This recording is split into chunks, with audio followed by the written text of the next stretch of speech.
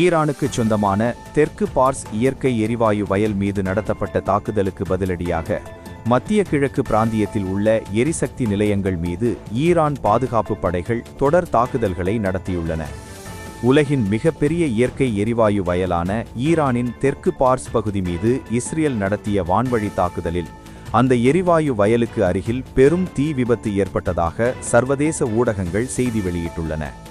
இத்தாக்குதல் குறித்து கருத்து தெரிவித்த ஈரான் ஜனாதிபதி மசூத் பெசஷ்கியன், அமெரிக்கா உள்ளிட்ட மத்திய கிழக்கு நாடுகள் இந்த தாக்குதலின் விளைவுகளை சந்திக்க நேரிடும் என எச்சரித்தார்.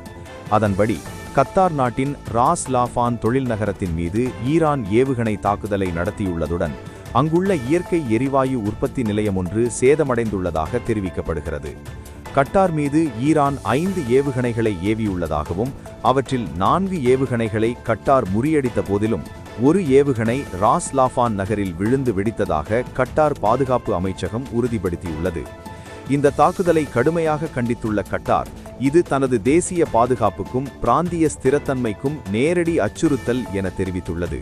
அத்துடன் தனது இறையாண்மையை பாதுகாக்க தேவையான அனைத்து நடவடிக்கைகளையும் எடுக்க உள்ளதாக கூறியுள்ள கட்டார், அங்குள்ள ஈரான் இராணுவத்தினர், பாதுகாப்பு படையினர் மற்றும் பணியாளர்களை 24 மணி நேரத்திற்குள் நாட்டை விட்டு வெளியேறுமாறு உத்தரவிட்டுள்ளது.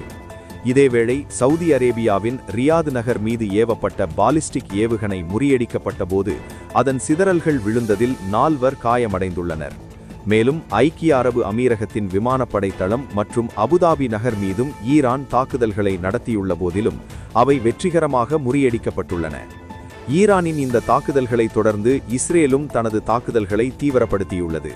முதன்முறையாக வடக்கு ஈரான் மீது இஸ்ரேல் வான்வழி தாக்குதல்களை நடத்தியுள்ளதுடன் ஈரானின் தாக்குதலில் டெல் அவிவ் விமான நிலையத்தில் இருந்த 3 விமானங்கள் சேதமடைந்துள்ளதாக தெரிவிக்கப்படுகிறது. சிவில் உட்கட்டமைப்புகளை இலக்கு வைத்து நடத்தப்படும் தாக்குதல்கள் உடனடியாக நிறுத்தப்பட வேண்டும் என பிரான்ஸ் ஜனாதிபதி இம்மானுவேல் மேக்ரான் வலியுறுத்தியுள்ளார். இது தொடர்பாக அமெரிக்க ஜனாதிபதி டொனால்டு ட்ரம்ப் மற்றும் கட்டார் அமீர் ஆகியோருடன் ஆலோசனைகளை நடத்தியுள்ளதாகவும் மேக்ரான் தெரிவித்துள்ளார்.